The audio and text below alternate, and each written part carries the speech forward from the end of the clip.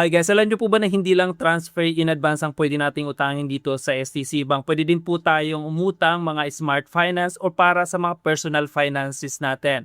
So ang exciting part is magkano ba ang ipapataw na interest ng STC Bank kapag umutang tayo, let's say 5,000 reals. So syempre unang-una ang gawin po ninyo, punta po kayo dito sa My Finance ng STC Bank and then i-click nyo lamang po yung New Finance.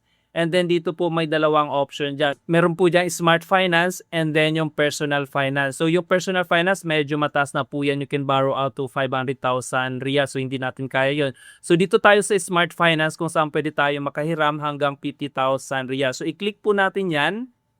And then i-fill up lang natin yung mga required information dyan, yung mga personal information natin, personal details, magkano yung monthly income natin, yung ating expenses. So i-fill up lang natin yan. And then dito yung last part. So let's say ilalagay natin kung magkano yung hihiramin natin. So let's say for example, hiram tayo ng 5,000 reals. So dyan guys, may apat na terms po dyan. Let's say 3 months, 6 months, 12 months, and then 2 years. So let's say yung utangin natin is 5,000. So dyan guys, sa taas makita nyo po yung calculation. So depende po yan kung ilang taon nyo babayaran or ilang buwan nyo babayaran yung utang ninyo. So let's say ang sample natin is 5,000 reals. Dyan po sa unahan, yan po let's say 24 months. Ibig sabihin, 2 taon nyo po babayaran yung 5,000.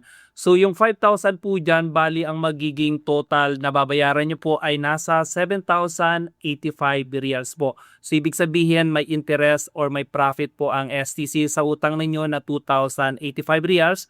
Kumbaga nasa 41% po yung total na interest niya. Super laki kapag binayaran nyo siya within 2 years. So tingnan natin kapag 1 year lang po yung utang ninyo or gusto nyong bayaran agad within 1 year. So yung 5,000 bali po ang ibabalik ninyo sa STC Bank ay nasa 6,027 reals po. Ibig sabihin yung profit po ng STC ay nasa 1,027 reals. So balang interest po niyan ay nasa almost 20% plus po. So let's say kung 6 months nyo gustong bayaran agad yung utang nyo, yung 5,000, bali po ang babayaran nyo buong total sa STC ay nasa 5,537 reals po. So bali ang interest or yung profit ng STC dyan ay nasa 537 reals. And then yung interest niya ay nasa almost 10 point something percent. So kapag 3 months gusto nyo agad bayaran yung utang ninyo, bali yung 5,000 na utang nyo ay ibabalik nyo sa STC ay nasa total na 5,300, hindi ko makita, 5,302 reals po. Ibig sabihin yung interest or yung profit ng STC ay nasa 302 reals.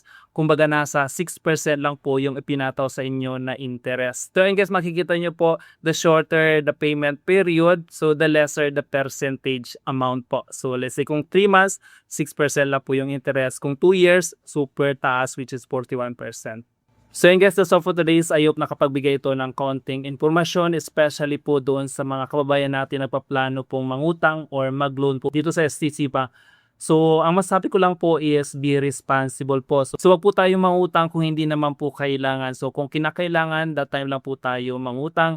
And then dapat po isipin natin kung paano natin mababayaran. So be responsible nga po, wag po natin basta-basta na utangin lang at kalimutan yung utang. So hindi po tayo nasa Pilipinas, nandito po tayo sa Saudi Arabia. Kapag po nandito tayo sa bansang pinagtatrabahoan natin ay hindi na po tayo makakauwi kapag hindi po natin binayaran yung mga obligasyon po natin.